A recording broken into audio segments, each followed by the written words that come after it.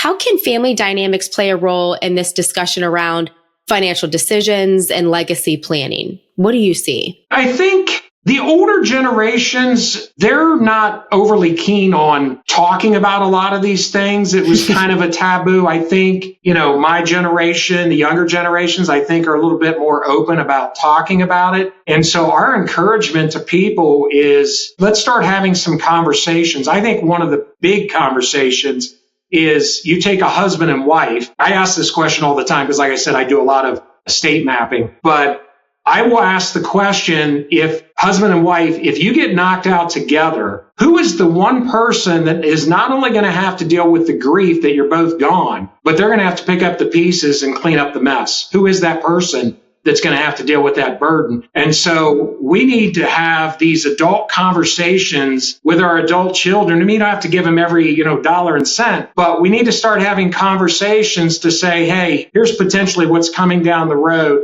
and make sure that everybody is ready to steward whatever is put in their care. I'll tell you what, it provides so much peace of mind for a family when you do that. To give you an example, my in-laws invited us, myself, my husband, his sister, into a conversation with their financial advisor. This was several years ago. They were doing a comprehensive meeting and they wanted us there just to know this is the plan, this is what we have, this is where it is, this is who you contact, right? And even just like meeting them face to face so we know who they are, so that when we have to contact them in the future, we know who they are, right? Like we've met them before, we've had a face to face meeting, and it just provides more familiarity and overall comfort and peace. And so, like you said, maybe you don't want your kids to know every dollar, but, for them to at least know who do they need to contact, and maybe set up a meeting so that they can at least meet them or talk on the phone. How do they get a hold of them so that when the time comes, it's not as hard? That's exactly right. Exactly right. And you go back to what we were saying that, 2/3 have done nothing. So we know that even though these conversations should be taking place, they're not. That's right. And they need to be. So,